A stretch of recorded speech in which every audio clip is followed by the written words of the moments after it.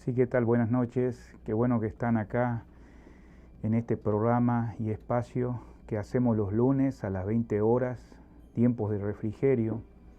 Y una vez más, gracias por aquellos que nos han enviado comentarios de manera personal por el Messenger, como también han puesto en el tiempo que salimos en vivo, ¿no? Y si no podemos dar respuesta en el momento, yo sé que quisiéramos hacerlo, pero estamos acá en estos momentos compartiendo con ustedes, pero al final lo pueden seguir haciendo de esa manera y nosotros le estaremos dando respuesta a todos aquellos que nos escriben. Bueno, una vez más también agradecemos al Señor que nos ha dado la salud, el aliento y la fuerza en lo que sigue de este mes de julio.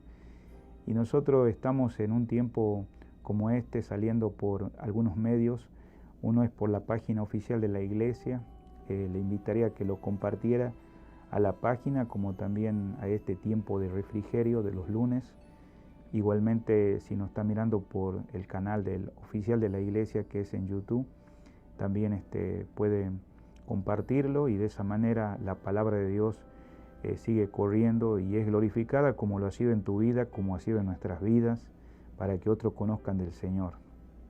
Entonces nosotros vamos a continuar en esta noche con este tiempo donde queremos crecer en el Señor, y si tú no conoces al Señor, podemos compartirte de una manera más personal, o también si tienes algún amigo, ser querido o familiar que es creyente y que conoce al Señor, Él puede también dirigirte a esta salvación tan preciosa con la cual la relación que antes estaba rota por el pecado, a través de Cristo Jesús nuestro reconciliador, quien ha muerto por nuestros pecados, ha derramado esa sangre preciosa para limpiarnos de todo pecado y también ha resucitado al tercer día.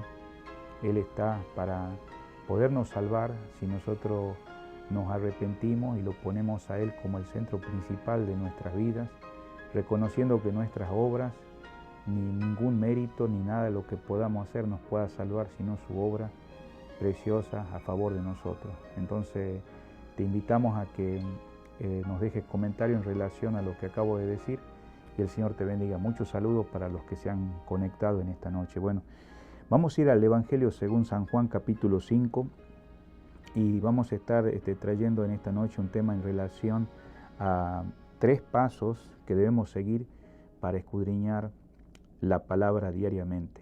3 pasos para seguir, digamos, de una manera metódica para escudriñar las Escrituras. De paso, no vamos a tocar los 3 pasos, solamente en esta noche tocaremos el primer paso, que se llama observación.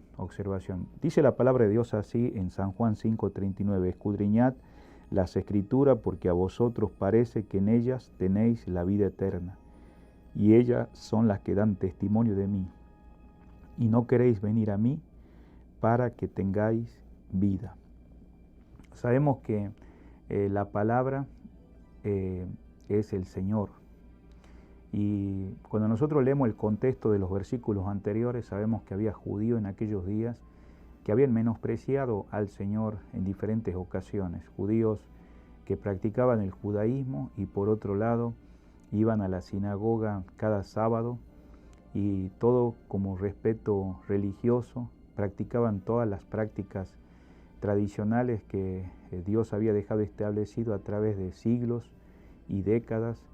Pero no debemos olvidar que a veces todo lo que comienza de una manera correcta, como los mandamientos que el Señor Jehová había dado en el Antiguo Testamento, amarás al Señor tu Dios con todo tu corazón, alma y mente, y ese segundo mandamiento que es similar, y amarás a tu prójimo como a ti mismo, se había perdido mucho de vista con tantos mandamientos de hombres, hasta tal extremo que cuando nosotros miramos que los judíos iban a la sinagoga, tenían su manera práctica de interpretar las Escrituras. Cuando hablamos de las Escrituras estamos hablando del Antiguo Testamento, el Pentateuco y otros pasajes de los profetas, de los salmos. Entonces cuando todas estas cosas se acontecieron en el tiempo del Señor Jesús, si usted lee el Evangelio según San Mateo capítulo 5, 6, 7, el Señor se dirige a una comunidad que habían confiado en el Señor como ese Mesías, como ese Señor de sus vidas personal. Y el Señor le enseña de una manera correcta. Yo quiero que ustedes observen, por favor, esos capítulos con detenimiento. Y una de las cosas que uno puede observar en algunos versículos de Mateo 5, 6, 7, es que el Señor, cuando enfatizó acerca de el tener este menosprecio o tener ese rencor, lo ponía en una altura de matar. Y Él expresó, no matarás. Pero el Señor dice, pero yo os digo. Usted observe eso, pero yo os digo. Ustedes han escuchado esto, pero yo os digo. También trataba el asunto del adulterio, igualmente como un pecado que no era solamente la parte de una acción exterior, sino en el corazón, ¿no? De codiciar la mujer de su prójimo. Y el Señor mostraba a través de esos pasajes del Antiguo Testamento, escudriñando de la manera, dice, vosotros habéis oído. ¿Y dónde oían estas personas, los judíos? En las sinagogas. Entonces la interpretación era de una manera que ellos no interpretaban con la profundidad que debería ser, y más si rechazaban al autor de la vida. Por eso dice el versículo final, dice 40, y no queréis venir para que tengáis vida, para que tengáis vida. Al rechazar al Señor, esa palabra, esa escritura se ponía como una nube, ¿no? Se ponía como un velo que no podían ver. Entonces, por eso es importante conocer al Señor, ¿no? De una manera en la cual Él se revela a través de su palabra y nos muestra a nuestro Padre Celestial y nos hace ver la condición de haber sido pecadores, pero hoy ya somos perdonados por su sangre y nos ha dado vida a través de su Hijo, el Señor Jesús. Entonces ahora, como hijos de Dios, sabemos que el escudriñar la palabra no es para guardar inteligencia humana o sentirnos superior. Ustedes saben que hubo personas también que venían con un trasfondo que no era judío, pero eran griegos y eran los hermanos de Berea. Dice acá en Hechos capítulo 17, si vos estás en tu Biblia ahí, seguramente estos versículos los estás mirando ahí en pantalla, pero dice acá en el versículo 11, y estos eran más nobles que los que estaban en Tesalónica, pues recibieron la palabra con toda solicitud, escudriñando cada día las Escrituras para ver si estas cosas eran así. Así que creyeron muchos de ellos y mujeres griegas de distinción y no pocos hombres. Lo que queremos resaltar acá, digamos, es que Pablo en sus viajes misioneros que él había tenido, entre ya podríamos decir los últimos viajes, él llegó a ciertos lugares como Tesalónica. Esto es lo que se conoce cuando el apóstol Pablo menciona en 2 de Corintios capítulo 9 en relación a los hermanos de Macedonia, hablando de un lugar, pero lugares específicos, ya estamos hablando de ciudades como Tesalónica y ahora estamos mirando Berea. Son los lugares que Pablo llegó y en Tesalónica él solamente quedó 3 sábados al llegar a una sinagoga. Él compartió las buenas nuevas y muchos se convirtieron al Señor y ahora eran nuevos creyentes. Su fe justamente objetiva, puesta en el Mesías, en el Salvador, en Cristo Jesús, se estaba formando una nueva comunidad de creyentes. Y ahora, al tener que escapar de Tesalónica, llega a Berea. Y dice que llegó Pablo y Silas hasta ese lugar en el versículo 10, pero dice que acá estos eran más nobles. Quiere decir que eran creyentes que habían tenido una capacidad de poder haber aprendido, de haber estudiado un poco más, tenían un nivel cultural más elevado, pero lo que hizo la diferencia en la vida de estos hermanos de Berea es que ellos recibieron la palabra con toda solicitud. Si nota que anteriormente el pasaje que miramos, muchos de los judíos menospreciaban, no todos, porque muchos de los discípulos que seguían al Señor venían con ese trasfondo. Dios toca nuestra voluntad, nuestro corazón, de tal manera que nosotros respondemos al llamado de ese amor tan grande, de esa salvación con la cual también quiere actuar si vos no sos todavía un creyente, un cristiano, un hijo de Dios, nacido de nuevo. Entonces dice la palabra que ahora estos hermanos recibieron su palabra, la palabra que Pablo estaba exponiendo ahí en Berea, dice con toda solicitud, escudriñando. Y bueno, es interesante que hubo hombres a través de la historia que decían estas palabras, ¿no? Y era, por ejemplo, San Jerónimo, ¿no? Era un hombre que era carpintero, no tenía un título universitario, pero era alguien que había pasado largas horas, digamos, trabajando como todos, pero siempre cada semana tomaba alrededor de 10 horas para escudriñar la palabra de Dios. Y él decía esto: las escrituras son lo bastante sencillas para que un niño pueda venir a beber de ellas sin temor a ahogarse, y lo bastante profundo para que los teólogos puedan nadar en ella sin tocar fondo. Qué impresionante. Y bueno, vos sabés, digamos, que esta palabra escudriñar tiene un sentido también de no poder ir a algo superficial. Y alguien dijo también que si vas a sacar los tesoros valiosos, debes acercarte para ir a la profundidad y encontrarlo. Sabemos que 2 Timoteo 3:16, quien Pablo tomó la vida de este joven en algún momento, siendo de padre griego y su madre judía, le transmitió esa fe en el Señor Jesucristo.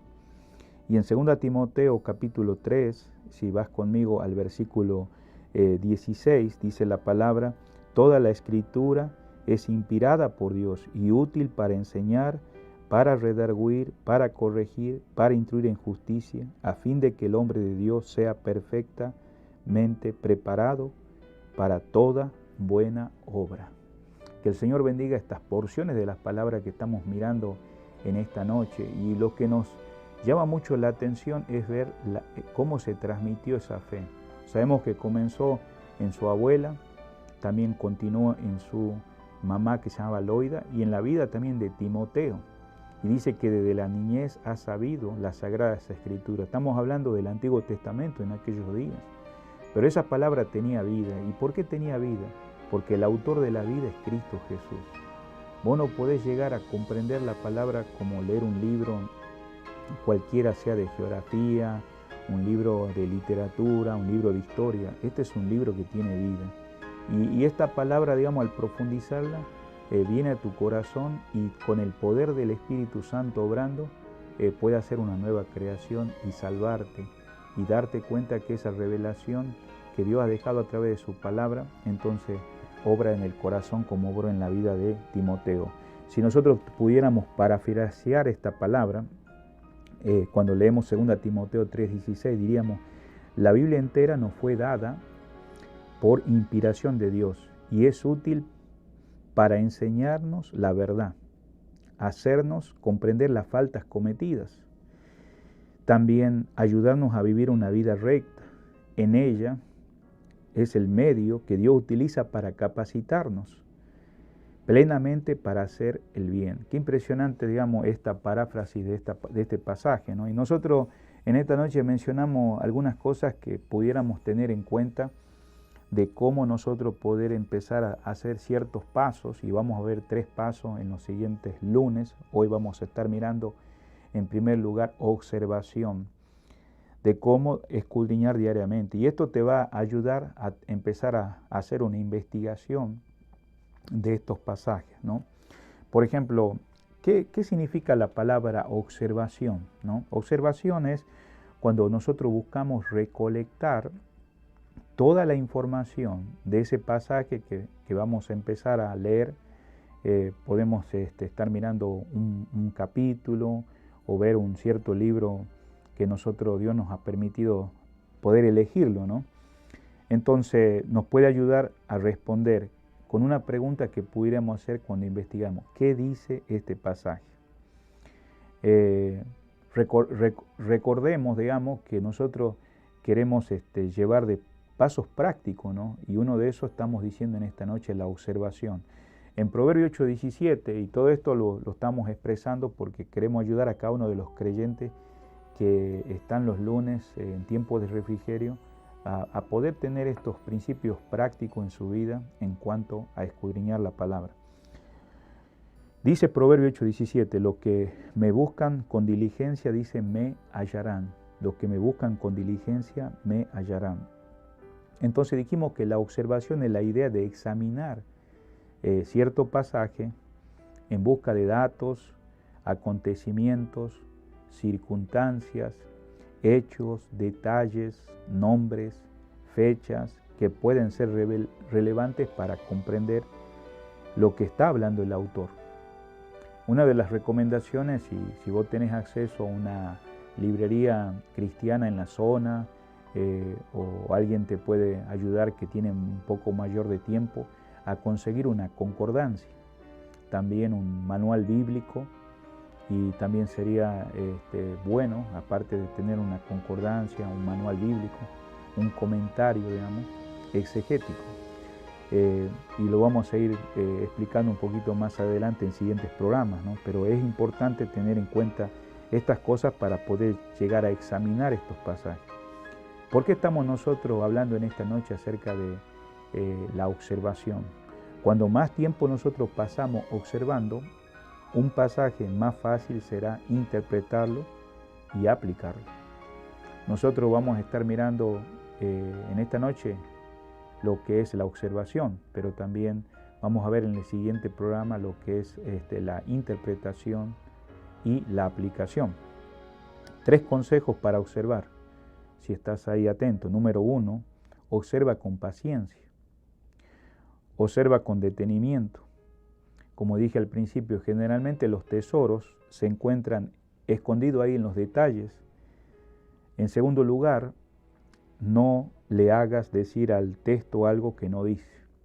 Por eso es muy importante que cuando leemos un pasaje, en la observación, empecemos a tener en cuenta el contexto, los pasajes anteriores, los versículos anteriores de ese capítulo y aún del libro en su totalidad, o sea, si estás mirando cierto libro y aún en cuestión de toda la Biblia, ¿no? ¿Para qué estoy hablando esto?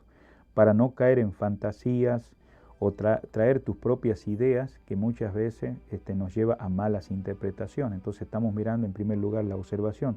En tercer lugar, cuando observes, utiliza tu imaginación. O sea, trata de representar de cómo se ven aquellos que participan o los protagonistas, cómo se sienten, cuál es el ambiente que los rodea. Imagínate, digamos, los sentimientos que ellos están percibiendo cuando empiezas a ir por ese texto, los sonidos, los colores, los rostros, cómo están de ellos, las ropas o los atuendos que usan, los sabores. O sea, trata de participar, en otras palabras, en tus 5 sentidos, ¿no? Pero claro, no queremos irnos a inventar cosas que no son. Pero estas preguntas, cada vez que tengas un tiempo de devocional, utilízalo como ayuda, no como regla. Por ejemplo, el secreto para la observación es tratar de bombardear con las preguntas más posibles que pueda haber a ese pasaje. Por ejemplo, acá vamos a dar ciertas preguntas. Si vos estás ahí con un lápiz, con un cuaderno, y de repente si enseñanza de esta noche la querés volver a escuchar, va a quedar ahí en donde lo estás mirando. Por ejemplo, hay algunas preguntas que pudiéramos hacer cuando estamos haciendo la parte de observación en el pasaje. En primer lugar, ¿quién interviene? Si estás leyendo cierto pasaje, ¿quiénes son los que intervienen? Por ejemplo, si estás mirando la parábola del buen samaritano, sabemos que ahí intervienen los ladrones, interviene el levita, interviene el sacerdote, interviene el mismo samaritano que ayuda a aquel que cayó en las manos de los ladrones. Es un ejemplo que estamos dando en esta noche, ¿no? Otra pregunta, por ejemplo, ¿qué está pasando? Y bueno, te va a llevar al área de eventos. ¿Cómo se han dado las situaciones? Él iba yendo a un lugar, a otro lugar, y entonces aconteció esto, entonces tenés que ir paso por paso. En tercer lugar, ¿dónde está pasando? Es otra pregunta. Estamos hablando de lugares. Por ejemplo, si él sale de Jerusalén, es bueno saber cómo era Jerusalén en aquellos días, ¿no? ¿Por qué sucedió lo que sucedió? Entonces ahora él se dirigía a Jericó. ¿Qué es Jericó? ¿Por qué se llama Jericó? ¿Cómo es el clima, la superficie? En cuarto lugar, por ejemplo, otra pregunta, ¿por qué está pasando? ¿Cuáles son las causas? Ustedes saben que esa persona enfrentó un asalto, lo dejaron herido. ¿Por qué pasan esas cosas? ¿Cuál es la causa? Y bueno, tenemos que saber que tal vez si nosotros vamos a un diccionario bíblico nos va a ir guiando que tal vez Jericó en aquellos días estaba pasando situaciones económicas muy difíciles, entonces la gente ya no le alcanzaba lo que tenía, estaban usando esos lugares, esos caminos para robar, asaltar, entonces todo eso te va a ir llevando para tener un poquito más de claridad. Por ejemplo, otra pregunta, ¿para qué está pasando? ¿No? ¿Para qué está pasando? Entonces hay consecuencias. ¿Cuál fue la consecuencia ahí que sucedió? Bueno, el hombre quedó mal herido, casi medio muerto. Y bueno, siempre las cosas no suceden porque suceden. Dios tiene un plan. Y ahí vemos la reacción de quién, del levita. Miramos la reacción del sacerdote, personas muy cercanas a la religión en aquellos días, pero no hubo una acción de amor, de poder hacer algo, de compasión, de misericordia. En el caso del samaritano fue diferente. Estamos poniendo un ejemplo, puede ser otro pasaje. Otra pregunta, por ejemplo, ¿cuándo está pasando? ¿No? ¿En qué tiempo? Si pasa por la mañana, por la tarde, en la noche, ¿en qué momento del día? ¿Cómo está pasando? Podemos decir el orden, cómo fueron las secuencias, cómo comenzó. El hombre iba con un buen propósito en este viaje, por qué iba para allá, por qué se transitaba. Entonces, otra pregunta, ¿de qué manera? Las actitudes. Podemos ver la actitud de los ladrones hacia la persona. Podemos ver también la actitud del samaritano hacia el herido. Podemos ver las actitudes también del sacerdote. Podemos ver la actitud del levita. Continuando con esto, otra pregunta. ¿Qué están sintiendo? Bueno, ahí se muestran los sentimientos ahí. Ustedes saben, la reacción. A veces vemos la apatía, la falta de compasión, ¿no? Hablando de aquellos religiosos, pero vemos también a la vez el sentimiento también de los que roban, no le importa al prójimo y lo dejan muerto, tirado, para tomar sus bienes, ¿no? Otra pregunta, ¿qué cosas se están enfatizando acá? ¿Cuál es el énfasis? Ese pasaje, bueno, el Señor quiere dar un énfasis ahí, y es el amor a Dios y el amor al prójimo. Principalmente, si hay un verdadero amor al Señor, va a haber una consecuencia. ¿Quién es mi prójimo? Puede ser mi hermana, mi prima, y en este caso era ese hombre que había quedado malherido. Otra pregunta, ¿qué cosas se están repitiendo? O sea, tal vez en ese pasaje se está repitiendo algo reiteradas veces. Lo mismo le pasa al levita, le pasa en este caso al sacerdote, y le pasa también al samaritano. Miran la misma situación. Cosas que se relacionan, conexiones, puede ser con otros pasajes que están en la Escritura que tienen un paralelo, ¿no? Muchas veces también hay pasajes que están en los otros evangelios o en otros libros en el Antiguo Testamento. Otra pregunta, ¿qué cosas se parecen? Si es semejante a una situación similar, ¿qué cosas se están enumerando? ¿No? Cuando hablamos de eso, son hacer una pequeña lista, ¿no? De cosas que están ahí, que nosotros podemos ver como detalles. ¿Qué cosas difieren? ¿Cuál sería el contraste al revés de eso? ¿Qué ideas se complementan? Explicaciones. ¿Cuántos verbos aparecen, ¿no? En este caso, acciones. ¿Qué calificativos se utilizan? Adjetivos. ¿Cuáles son las palabras claves? Por ejemplo, palabras importantes de ese pasaje.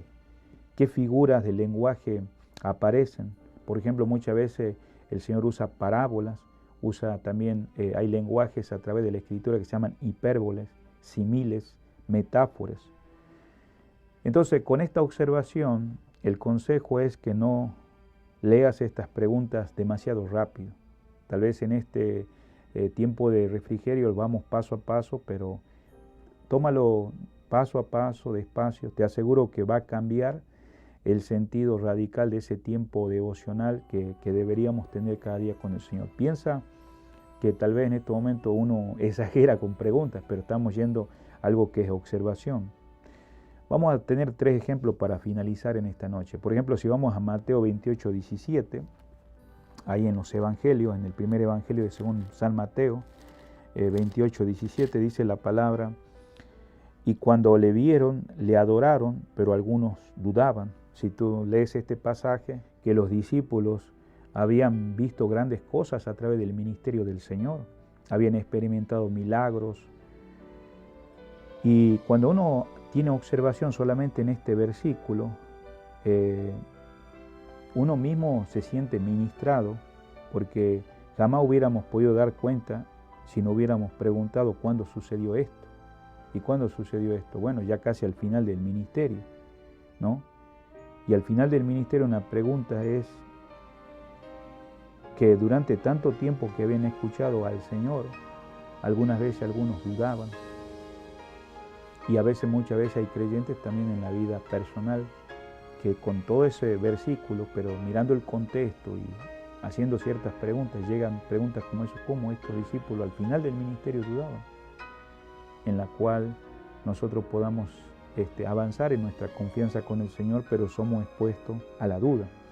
Por ejemplo, podemos ver 2 Timoteo capítulo 3, versículo 10. Ahí dice la palabra del Señor cuando Pablo habla de Timoteo: pero tú has seguido mi enseñanza, conducta, propósito, fe, paciencia, amor, perseverancia. O sea, dice ahí también en la versión Reina Valera 60, mi doctrina, ¿no?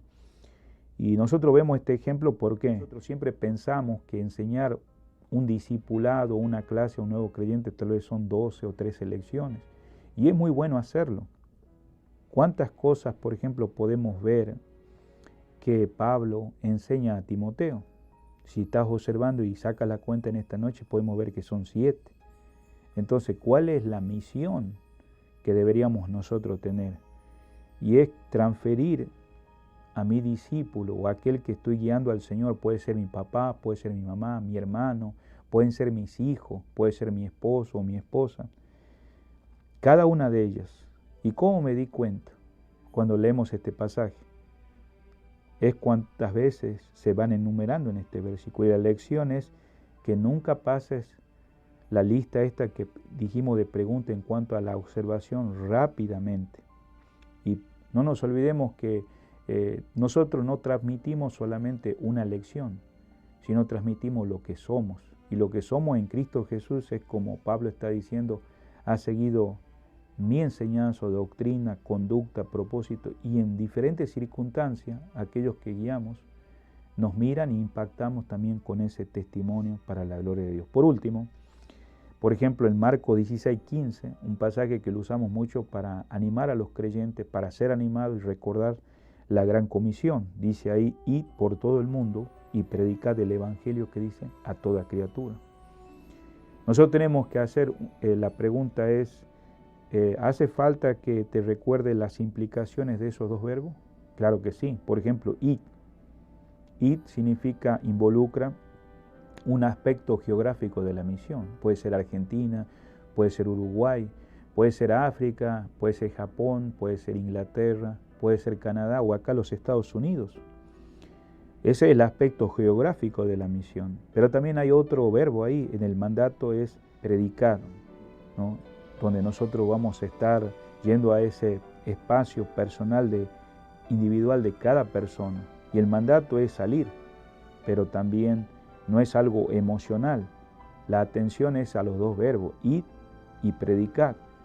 Y la clave de este pasaje es entender, hermano, ¿para qué? Para poder después, más adelante, como vamos a ver el siguiente lunes, llegar a la interpretación. Finalizo con estos comentarios. La observación busca recolectar datos. La interpretación busca explicar esos datos. Cuando más observación hagas, más fiel va a ser tu interpretación.